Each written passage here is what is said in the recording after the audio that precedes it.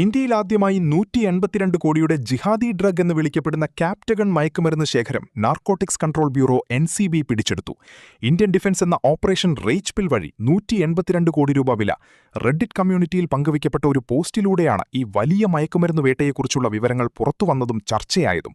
മതിക്കുന്ന ജിഹാദി drug എന്ന് വിളിക്കപ്പെടുന്ന Captagon ആദ്യമായി പിടിച്ചെടുക്കാൻ ഏജൻസികൾക്ക് കഴിഞ്ഞു എന്ന തലക്കെട്ടോടെയുള്ള പോസ്റ്റ് ഉപയോക്താക്കൾക്കിടയിൽ പെട്ടെന്നുതന്നെ വലിയ സംവാദങ്ങൾക്ക് വഴിവെച്ചു. കേന്ദ്ര ആഭ്യന്തര മന്ത്രി അമിത് ഷാ എക്സ് പ്ലാറ്റ്ഫോമിൽ പങ്കുവച്ച പ്രസ്താവനയുടെ സ്ക്രീൻഷോട്ട് സഹിതമാണ് റെഡിറ്റിൽ പോസ്റ്റ് പ്രത്യക്ഷപ്പെട്ടത്. ഓപ്പറേഷനിൽ പങ്കെടുത്ത ഏജൻസികളെ അഭിനന്ദിച്ച അദ്ദേഹം മയക്കുമരുന്ന് കടത്ത് പൂർണ്ണമായി ഇല്ലാതാക്കാനുള്ള സർക്കാരിന്റെ പ്രതിജ്ഞാബദ്ധത ആവർത്തിച്ചു വ്യക്തമാക്കി. നരേന്ദ്രമോദി സർക്കാർ ലഹരിമുക്ത ഭാരതം കെട്ടിപ്പടുക്കുന്നതിൽ ഉറച്ചുനിൽക്കുന്നുവെന്നും അമിത് ഷാ പറഞ്ഞു. ഓപ്പറേഷൻ റേജ് പില്ലിലൂടെ നമ്മുടെ ഏജൻസികൾ 182 കോടി രൂപ വിലമതിക്കുന്ന ജിഹാദി ഡ്രഗ് എന്ന് വിളിക്കപ്പെടുന്ന ക്യാപ്റ്റഗൺ ആദ്യമായി പിടിച്ചെടുത്ത വിവരം സന്തോഷത്തോടെ പങ്കുവയ്ക്കുന്നു. മിഡിൽ ഈസ്റ്റിലേക്ക് കടത്താൻ ലക്ഷ്യമിട്ടിരുന്ന ഈ മയക്കുമരുന്ന് ശേഖരം തകർത്തതും ഒരു വിദേശ പൗരനെ അറസ്റ്റ് ചെയ്തതും ലഹരിക്കെതിരെയുള്ള നമ്മുടെ വിട്ടുവീഴ്ചയില്ലാത്ത നിലപാടിന്റെ ഉത്തമ ഉദാഹരണങ്ങളാണ് എന്ന് അമിത് ഷാ കുറിച്ചു.